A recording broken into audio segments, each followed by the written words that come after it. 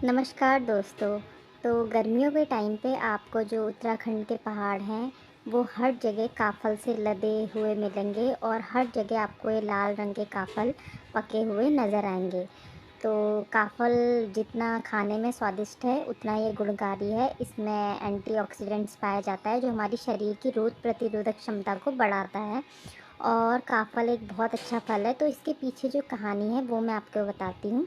गर्मियों का टाइम था, माँ और बेटी जंगल गए हुए थे। तो माँ जब जंगल से आती है तो वो टोकरी भर के काफ़ल लेके आती है और अपनी बेटी से बोलती है कि इस काफ़ल को रख देना।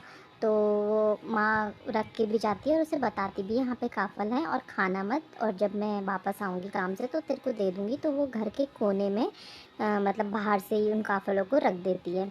अब थोड़ी देर में ऐसा होता है कि धूप से वो काफ़ल ना सूखने लग जाते हैं। तो माँ दोबारा जंगल से आती है, क्योंकि जंगल 2 बार जाते थे, कभी लकड़ी लेने कभी घास लेने। तो माँ जंगल से जब घर आती है तो उसके बाद काफ़ल की जो टोकरी होती है उसको खोल के देखती है तो काफ़ल ना उसको कम दिखते हैं। तो वो अपनी बेटी से पूछती है कि तूने काफ़ल खाया? तो उसकी बेटी मना कर देती है। तो वो अपनी बेटी को ना बहुत मारती है, इतना मारती है। बेटी बहुत छोटी होती है तो वो अपने प्राण दे देती है। तो उसके बाद जब वो थोड़ी देर बाद ऐसा होता है, फिर थोड़ी देर में ऐसा होता है, जो टोकरी होती है वो उसने बाहर रखी होती है और बारिश होती है। तो काफ़ल की टोकरी पहले की तरह काफ़ल खिल उठते हैं और पूरी टोकरी जो है वो काफ़लों से भर जाती है। तो उसकी माँ को बहुत वियोग होता है, वो भी अपने प्राण त्याग देती है लड़की के वियोग में। तो आप उत्तराखंड में सुन सकते हैं, जो मई से लेकर जून का महीना होता है इसमें 2 पक्षी बोलते हैं, माँ और बेटी। जो बेटी होती है वो बोलती है कि काफ़ल पाको मैं नहीं चाखूँ, कि काफ़ल पक गए हैं अपनी माँ से और मैंने अभी तक वो चखे नहीं है।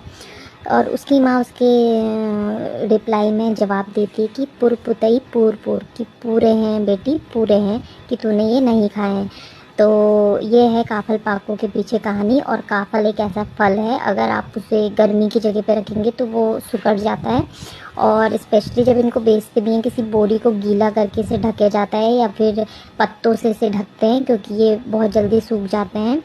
तो ये कहानी है काफ़ल के पीछे। और उत्तराखंड में आपको इस टाइम पे काफ़ल मतलब हर जगह मिल जाएंगे। गर्मी के टाइम पे इसके जो पेड़ होते हैं वो बहुत बड़े बड़े होते हैं, तो लोग उसमें से तोड़ते भी हैं और नीचे भी ये मिल जाते हैं। तो अगर आपको मेरी ब्लॉग्स पसंद आए तो मेरे चैनल को लाइक कीजिए, शेयर कीजिए, सब्सक्राइब कीजिए। Thank you so much. जय उत्तराखंड, जय देव।